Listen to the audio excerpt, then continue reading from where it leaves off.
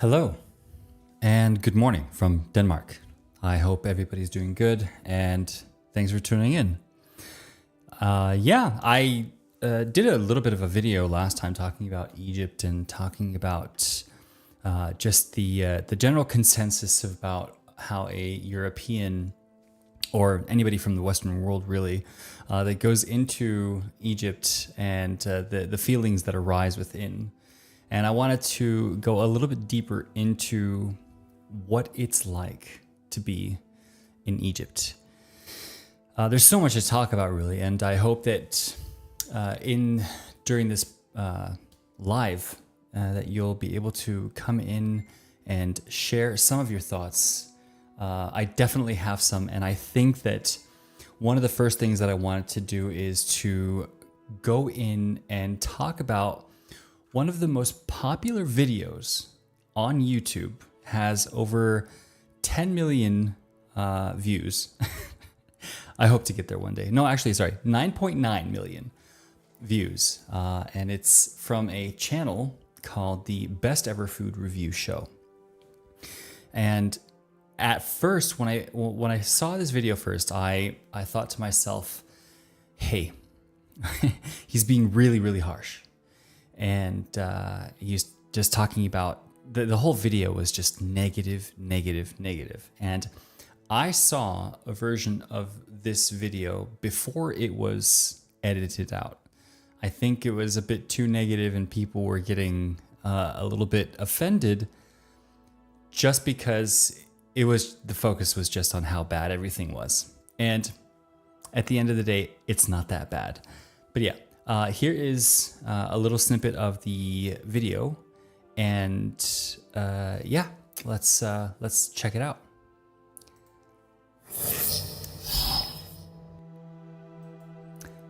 Okay.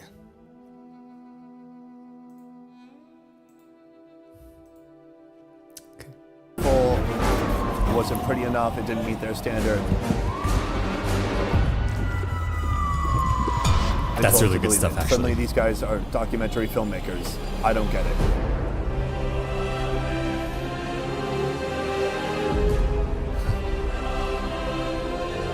Egypt is so amazing. It's got so much culture. Famous for its history, the River Nile, the vast Sahara Desert, and its ancient pyramids. It's also a country I'll never return to again. We're trying to keep a low profile. And soon, you'll know why you shouldn't go either. Keep rolling, but be less obvious. Okay, let's... the you shouldn't go either part. See, right off the bat, he just kills it for everyone. And well, let's look at the intro a little bit more, and I'll go into detail. There's a very dark, very real side to this country few travel shows and travel hosts are willing to expose. But let me back up and zoom out for a second. Egypt is one of Africa's 54 countries. Yes, Egypt is in Africa, and Egyptians are Africans, but many also consider them Middle Eastern. The language, Arabic. The main religion is Islam, which becomes immediately apparent as you hear calls for prayer blaring from surrounding mosque speakers. More than 95% of the country is dry, arid desert, which means the Nile is a vital lifeline to this country of 100 million. Way more than that, buddy. It's one of the biggest cities in Africa, with a population of over 10 million. After we landed in Cairo, that's when everything started going wrong. Soon after arriving in the country and pulling up at our hotel, our bags were x-rayed, then opened, then searched.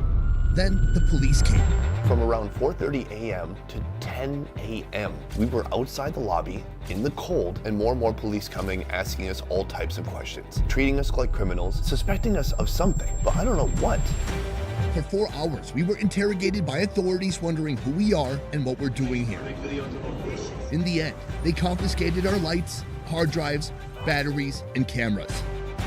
What I couldn't figure out then was, what were these guys so paranoid about? All right, I'm gonna stop it there, and I'm gonna talk about what they were paranoid about. Sorry about that.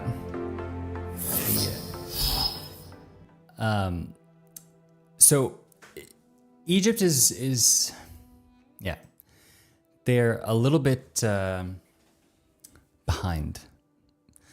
They live in it's not really their fault. I was touching on this last time, and there's a lot of uneducated people who are put into high positions just because they're the ones who can get the job done the best way that they think, or that the higher ups believe that they can. And the problem with the first thing is that, yes, he's going into a hotel. There's the country not that many years ago. It's been a long time since, but in 2011, of course, there was the uprising, and since then the military has been put in place, and basically it's a military state. The president, Abdel Fattah al-Sisi, he is or was a general in the military, and he rose to presidency. And of course, they're very paranoid. They're very paranoid about the entire world seeing what's really going on, and the thing is, there's not really a whole lot going on, but there's a lot of paranoia, there's a lot of frustration, anger, lack of opportunity, and I think I touched on this on one of my videos, and I was mentioning that when you are in Egypt, you see this dichotomy between, like, okay, there's rich, there's the developing places, but then a lot of the places that are underdeveloped, they contribute to the most of the issues that are happening. And yeah, so when he was going into the hotel with these bags of hard drives, of cameras, of lenses and stuff like that, it didn't help his situation. First of all, he's from the West. He's from the US. He's got a lot of very expensive gear. And these guys are told, you can't let anyone in with this amount of gears, no matter what, or like lenses, cameras, lights, walkie-talkies. Walkie-talkies are a big no, because what if you're plotting doing something? And that just goes back to that mentality. It's like, why do you feel the necessity to be like this? You're preventing your country from flourishing, and it might be what they want for the sake of control. But yeah. Anyway, let's go back to watching a little bit more about what he was saying, and we'll take it from there. And then I read about Egypt's revolution. The Arab Spring spreads to Egypt with a day of rage. Demanded the resignation of then President Hosni Mubarak. They were scenes that gripped the world's attention.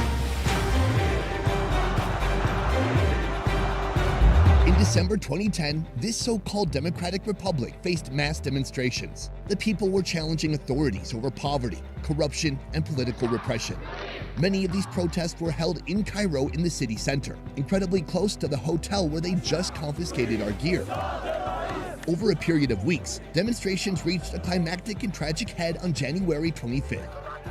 On that date, the people made their voices heard by demanding President Mubarak to stand down. The Mubarak regime responded with violence. Okay, just for the record, it's Mubarak, not Mubarak. Just so that we... Hosni Mubarak. Just saying. Mubarak. It's so American. In the end, he did step down, but future leaders never forgot the impact and power the people had. Yeah, there's Sisi. Now, even years later, there's a paranoia that envelops the city, especially leading up to January 25th. We landed here on January 16th.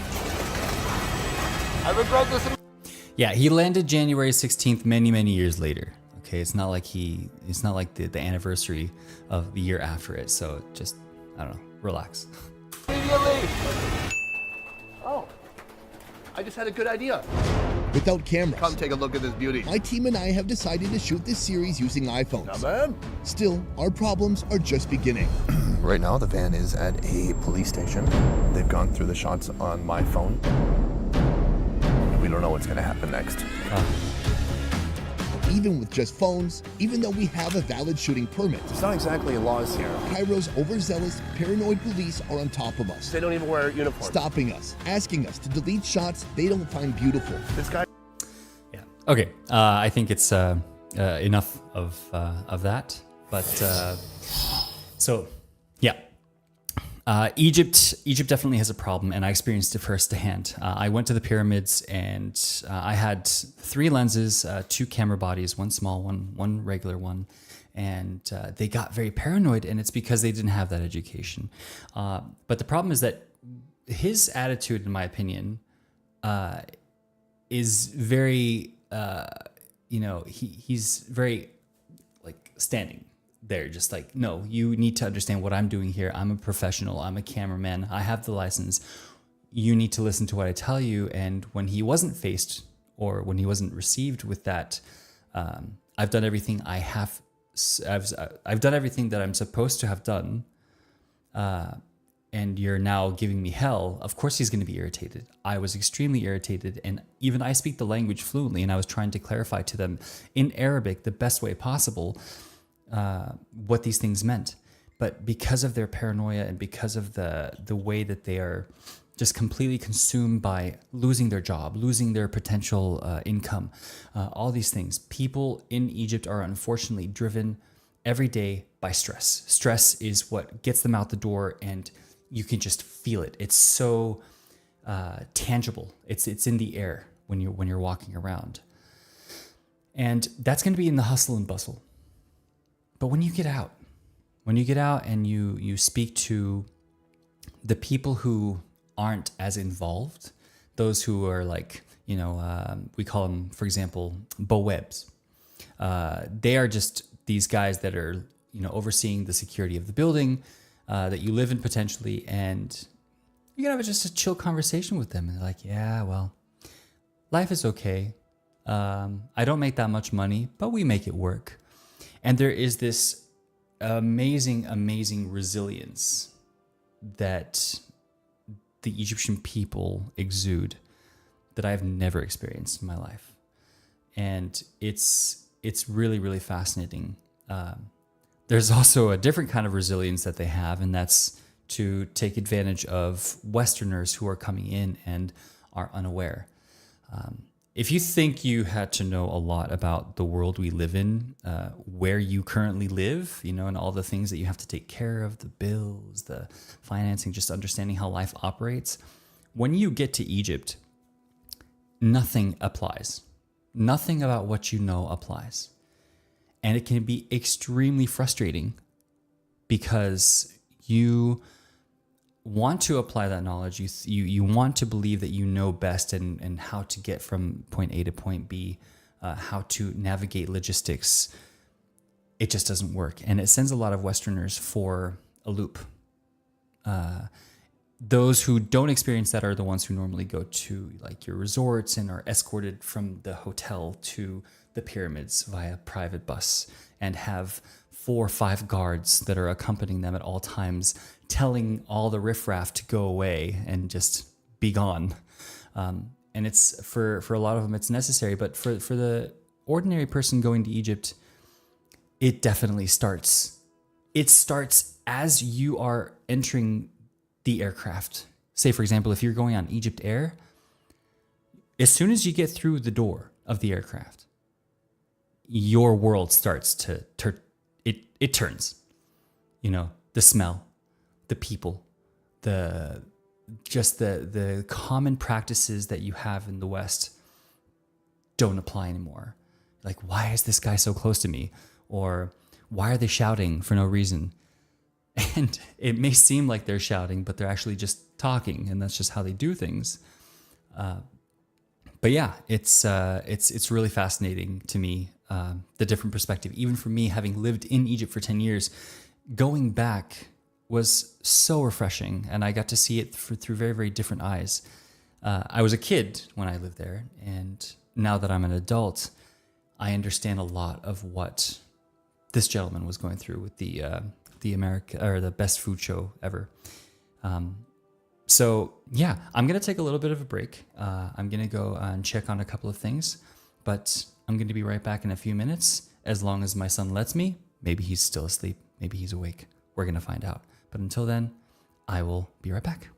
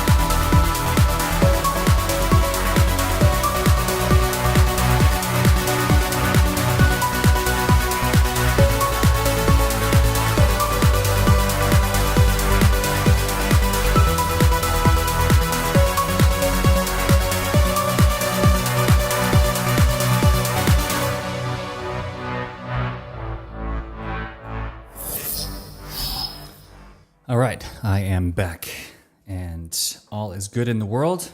Got a little bit of coffee, so. But yes, I wanted to show you where I was staying, actually rather where I was coming from, and just to kind of go over what I had experienced going back in.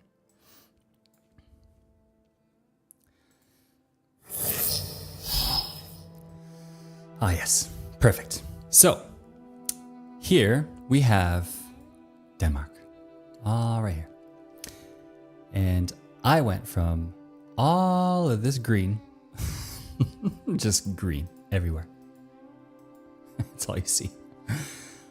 And then you go, and then as you're going south, you're going through blah, blah, blah, mountains, maybe some of the Alps over here.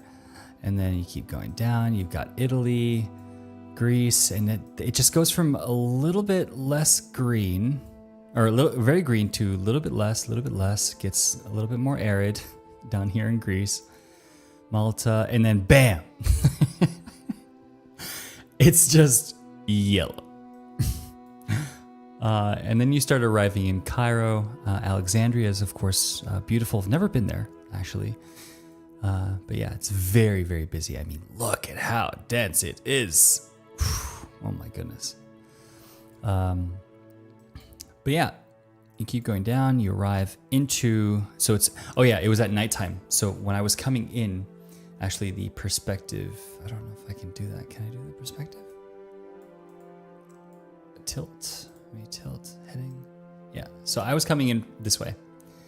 And, so it was very, very bright, beautiful, So it's just completely black over here. Then very beautiful around Alexandria and stuff like that. And then it was black again. But then when I started approaching around this area here, Malik al-Ashtar and all these places, Al-Kalyubeya or something, I can't remember what that is. There was just lights everywhere, flashing, green, neon, pink, green, purple, flashing, mosques, and then of course, just the endless amount of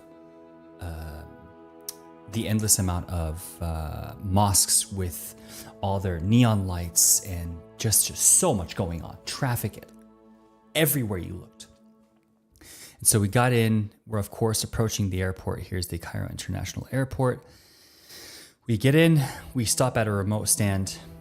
I prayed to God that we would land safely because God only knows how old that 737 aircraft was.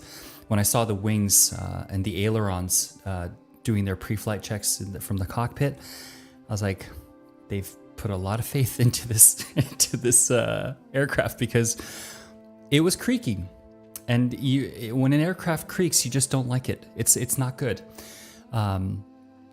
So yeah, we landed, and then of course all the instruments in the aircraft switched from the aircraft power to the ground power, and there's a little bit of delay, and you could literally feel the aircraft warming up.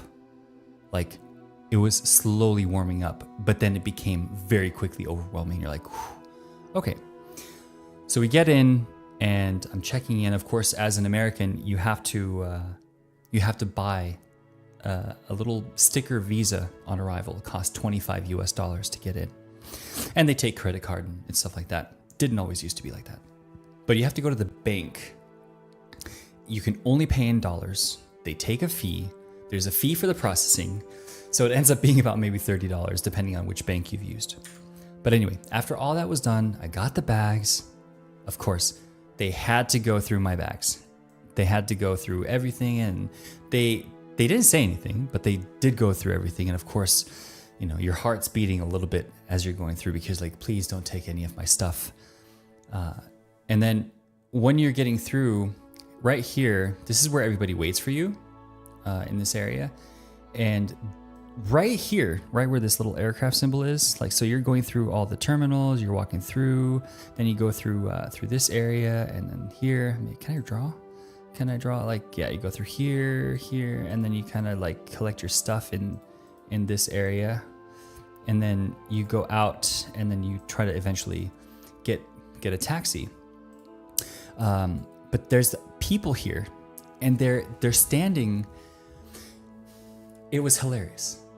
They're standing at this little, I don't know how to explain it. It's like if you can imagine like a little coffee station, like a little kiosk, and the kiosk has nothing in it. It's just a building that's kind of like oval in shape. And at the far end, at the wall, all you see is this line of heads stacked up, one on top of the other, looking over the edge, like, hi, come here, taxi, blah, blah, blah. And so then you realize you're like, ooh, okay.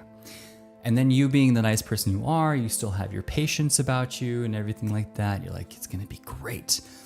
And they surround you. And the worst part is that there are people who are stuck there. They're not allowed to come in, right? But there are people who do have the right to come in, and they will follow you everywhere you go. Hi, sorry, you need taxi? Taxi, very good price. From here to wherever, 300 baht, 500 baht, blah, blah, blah. I'm like, I just need to get some money from the ATM, and I need to contact a few people. There's also somebody who was waiting for me there to take me to my hotel.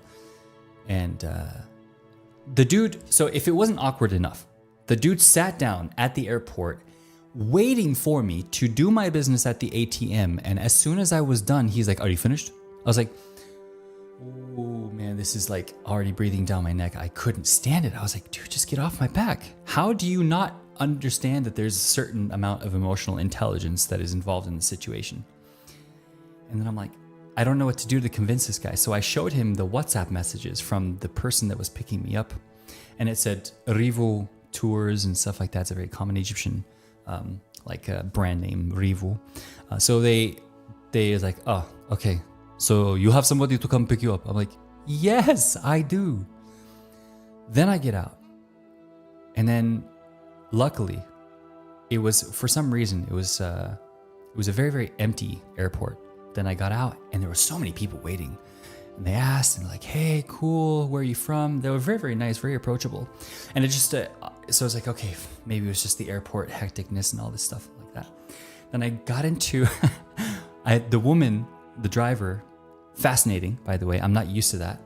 I come from a world in Egypt where the women just don't drive like that. They're not chauffeurs. But she was one of those renegade types who she talked about, you know, the fact that she had 6 kids, and the most common thing they say, anybody in Egypt, the most common thing they say is, Alhamdulillah, Alhamdulillah, you know, they go like this. And that, you know, thank God for everything. They, no matter what it is, you know, she lost 2 kids and she's like, Alhamdulillah. And I'm like, how can you be so removed? And then I realized, wow, I guess you just have to be in this environment. But yeah, so I get out, I'm in the taxi, I finally can like put the bags in, and I mean, these are heavy bags. She was like all about it, like, come on, you know, I'll take the bags for you, I'll put them in, la, la, la. You're gonna pay for everything. And then I had her whole history and what she was doing.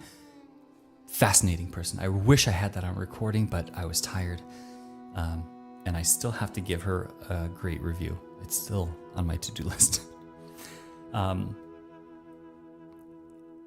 With all this being said, I've been speaking Arabic at the Egyptian level fluently with these people, and they still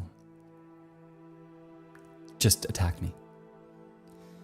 And it's because they know that you're coming from outside, so that automatically means you have money.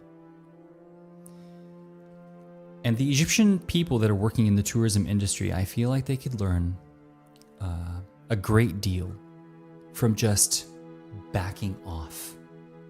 It becomes too overwhelming. Right away, you get a sour taste in your mouth because you're so overwhelmed with all these people, and then, you know, there might be somebody who actually goes and pickpockets you and you haven't even realized because there's so much going on. And that's a terrible feeling. Yeah, and I don't know how they're going to combat it in Egypt. It's a very, very uphill battle. So eventually you go in, you make sure that you have a hotel reserved so that you can go directly from the airport to the hotel. And I think I do have to get it. I have to reorient myself now. Cairo, Giza Zoo. So Giza is going to be on this side. Tahrir Mosque. And okay. So yes, I stayed. Where's Cairo? It's going to be here. Yeah. So this is Tahrir Square. And this is where all the protests and the revolution, basically that was the heartbeat of the revolution in 2011. And I stayed in this building here. It was, not the best. I'll be very honest. When I got there, the room smelled like smoke. I turned on the AC. It made it even worse.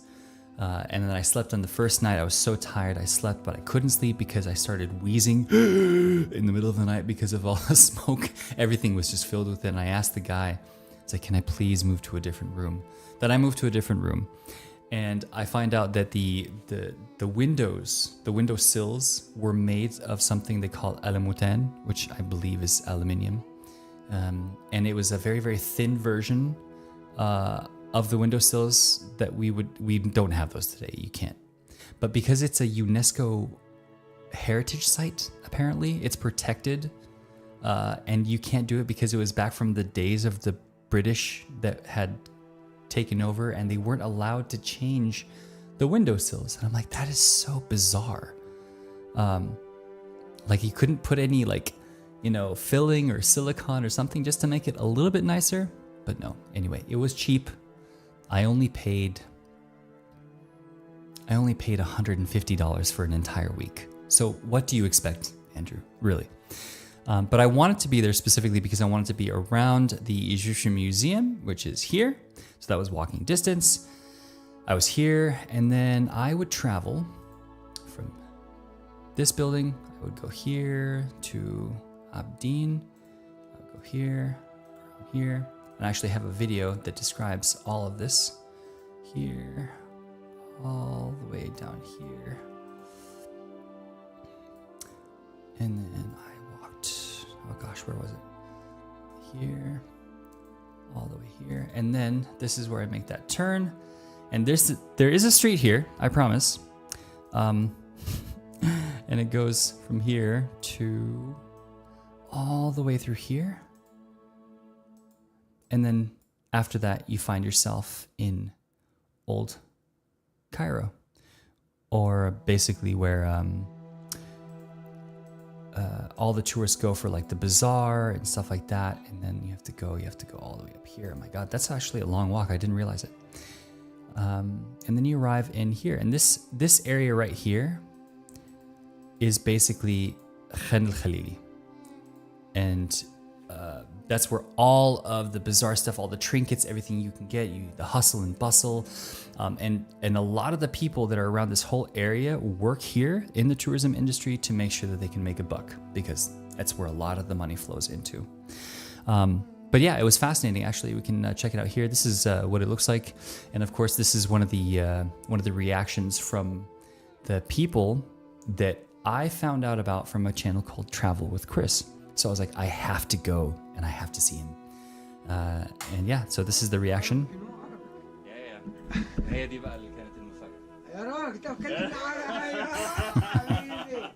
What's up, buddy? Yeah, he was not expecting that. That I just busted out in Arabic. But yeah, he was the guy I wanted to meet. This guy, he stopped me in the middle of the street. He's like, here, come and taste. And then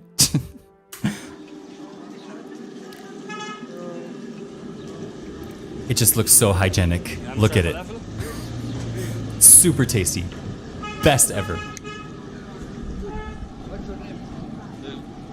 The best falafel I've had in the world. And that wasn't a lie either. But later on, I'm like, okay, how much do I owe you? And he's like, $2. $2. That was like, at that time, that was worth 80 Egyptian pounds or something like that. And the normal person would pay 5. I was like, come on. So I broke out in Arabic, and then he was like, oh shit. Okay. Wow, look at the detail up there. Beautiful. Hey everyone, thanks for tuning in. I actually just realized that there wasn't really an intro to this video. But today we're going to be looking at one of the gems of historic Cairo. Actually, one that I didn't really... It really is. It really is a gem. I didn't really get to explore it when I was living in Egypt. And to be honest, I hadn't even been up this... So in this area, you can see this guy here. Actually, you cannot see him because he's in the other frame. But yeah, there is a lot of authority figures in the area just because this is where the tourists go. Yeah, these are called those little stopping points. There's called legnas. These guys in the blue jackets, they check your ID if they don't know you, because you can't just pass through without having a reason, a purpose, or a permit to do so. Unless you're a tourist, then you can go freely coming back. It's their bread and butter. And I was like, wow, this guy. I wonder how that monkey is being treated. That's quite the chain.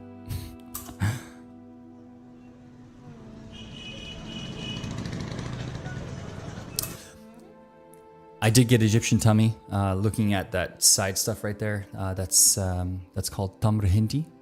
And they do a lot of things like tamr hindi, sobia, and stuff like that, which is basically like a sour drink. It says asar el-kilani. And they use faucet water. So it's like, oh, I wanted to taste it, but I just knew I was going to get so sick again.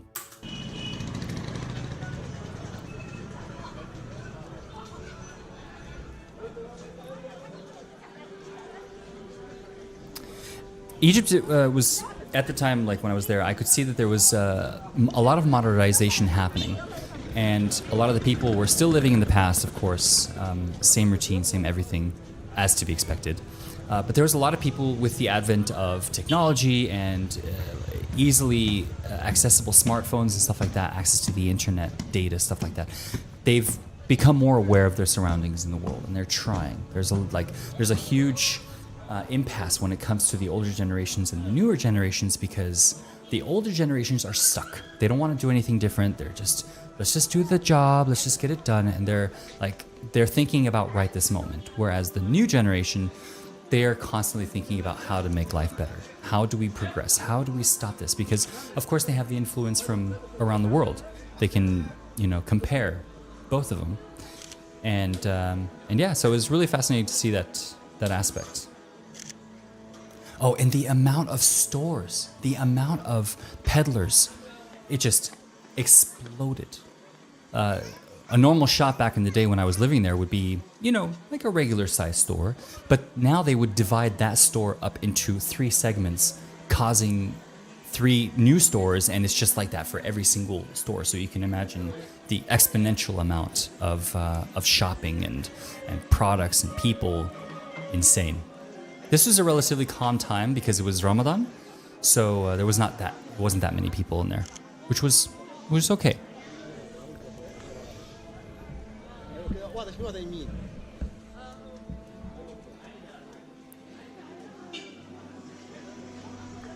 But yeah, I basically go through Old Cairo and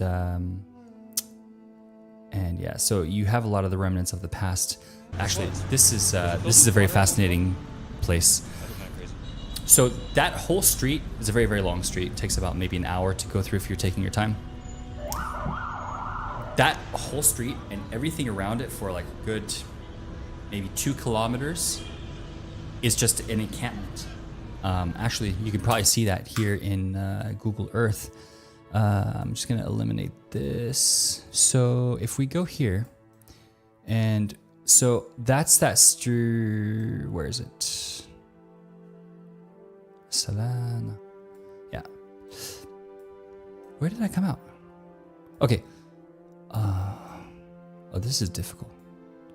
Oh, here I was. So I just came out of there, and then I came out of here. I came out, boom, boom, boom, and then you have to go through the gates to get out, and I'm walking here at this moment. I'm right about there. But if you zoom out, you can see that this whole thing, all of this, stretches all around here. That's at Azhar Park. It keeps going, keeps going. I mean, if you think about it, if you think about this wall, I think it's kind of terminates there. Yeah, I guess it kind of terminates right there. But then it probably goes back up, and just basically this whole compound here was just part of one big gigantic fortress, basically. It was called basically it was Old Cairo. Everything happened here. I think it continues actually. It's so difficult. It's not letting me do it. Yeah. Basically, all of this was just contained. So it's a huge area. That's almost 4 kilometers. It's a 9 kilometer perimeter. But it's this whole area right here, and that was basically the heartbeat of Cairo. Everything that you know about old-fashioned Cairo went through there. That's everything. The districts, the metallurgy, the fabrications, everything. And it's really, really fascinating. So that's where I was in Mu'izzuddin Street in Cairo. But yeah, you can see just how big it is from here, because the maps doesn't do it justice. But yeah, going forward a little bit, I just wanted to show you something about just, so I was going in here, I was like, oh, this looks nice and peaceful, like the kids are playing and stuff like that. I've got my cameras with me, and this lady stops me. And she says, "Mamnua hina." She's like, "You can't go up there." And I was like, "Mamnua," but I see people up there. And I was like, "Why is it, forbidden?" And she goes to tell me that they're gonna steal your stuff, basically. So I was like, "Oh." بس انا شايف ان في ناس ماشيه. لا دول بيصوروا وبيمشوا. طب انا هعمل كده، انا بالظبط هعمل كده اتمشى. He's like, I was like, "Well, there's people up there. What are they doing?" He's like, "Well, they're gonna take pictures and they're gonna go." And I was like, "Well, that's exactly what I'm gonna do." بس شويه وارجع تاني. بس ما تجيبش قبل ما السبت الباب. And he's saying, "Okay, don't be late before I close the door." هتسك الباب امتى؟ بعد 5 دقايق مثلا ولا حاجه؟ انا بس هطلع فوق وانزل تحت. بس خلي بالك عشان في هنا ناس خطيره فوق. كلب حراميه وسمامين. يبقى خلاص بلاش. بلاش. Yeah, he's like, "You can go, but I'm gonna advise against it because they're gonna steal your stuff, or they might even poison you, and then steal your stuff." So I would say don't do it. And then he proceeds to ask me for some, little palm grease, a little bit of money on the side.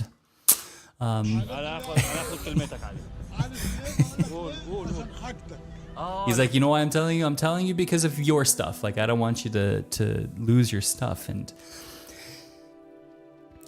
it is fascinating, actually. I've been through this before, and it is a really, really horrible feeling because you have those spidey senses. Everybody does that. You're walking into trouble. But the amount of time that it takes to go from safe-ish to very troublesome is so quick because they're all in cahoots with each other. They're all communicating, "Hey, let's take over this guy. Let's okay, you know what to do." They don't even have to say anything. They can just mark something or do something. And a lot of these guys, what they'll do is, it's really sad actually, the way they have to grow up like this, is they'll put razor blades in the side, so it'll be like those old-fashioned one-use or single-blade razor blades, and they'll split it in half, and there's one half that'll be stuck in here on the side of your teeth. And what they'll do is, before you even realize what's going on, if they're in a heated discussion or an argument, they will snap their hands on the back of their cheek, and they'll push their cheek in a way where the blade will come out, and they can grab it, and they'll slash you. So it's like it's insane. So yeah, this guy knows what's up, and I was like, "You know what? I'm not going to argue with you. You probably know this place a lot better than I do." It was actually my first time there. I'd never seen it in my 10 years of being in Egypt. But yeah, it's kind of crazy. And they always say this stuff. Yeah, you can put your shoes above my head. "Gazmitak fوق راسي." It's like, I get it. You're trying to butter me up.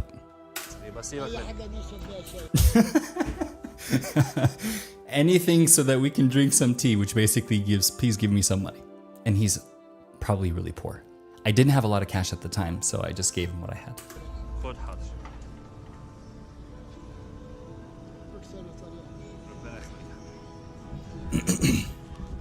امسك حبيبي.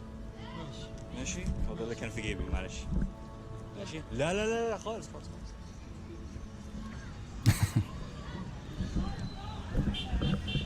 He told me it's better that I don't go up there. They're gonna try to steal my stuff. So I will take his word for it and not proceed that way. I ain't dealing with that. No way. But for the most part, I do have to say that yes, there is danger everywhere in the world, of course, and you just have to be smart. You have to just avoid it.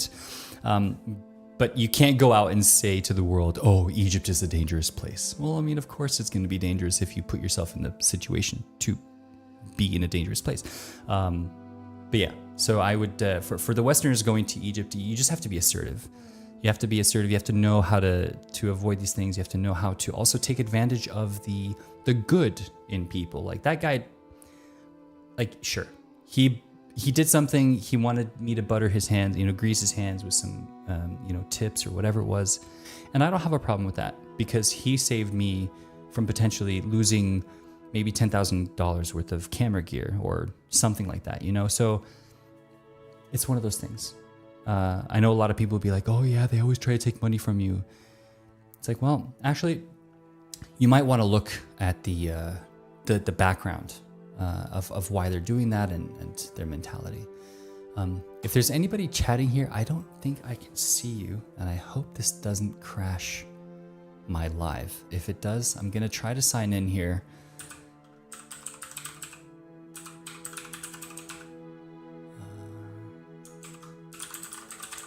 Oh boy. I tried to sign the last time and it crashed. So if I get knocked off, I apologize.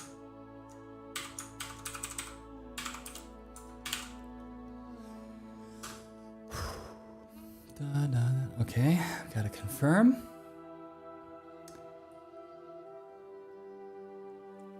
Let's see if it's gonna crash. Wait, did I sign into chat to myself? Oh, anyway, I'm just still getting used to this whole thing. But yeah, please write something. Let me know what you think. If it's boring, if you want to know about something specific, I can definitely help you.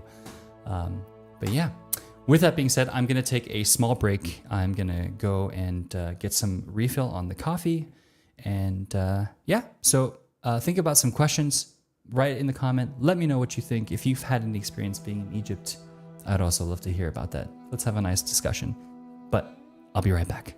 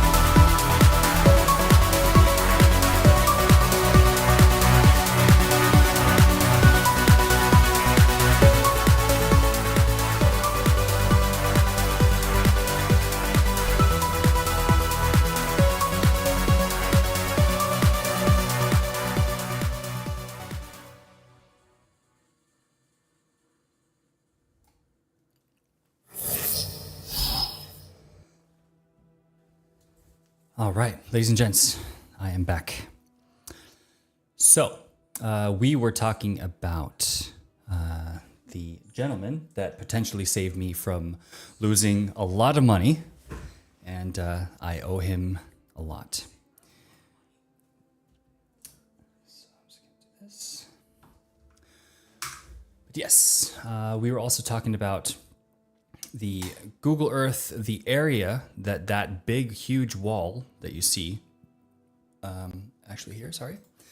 So, yes.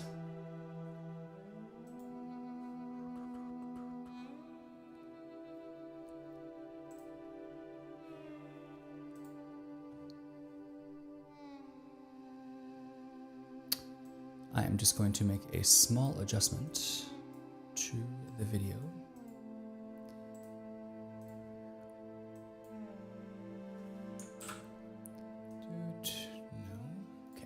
There we go. So yeah. Yeah, I was talking about this wall over here that I'm walking next to. The size, this was built, if I can remember correctly, it was built in the year 1000. This wall you see right here. And like I was saying, that it expands a very, very large area. The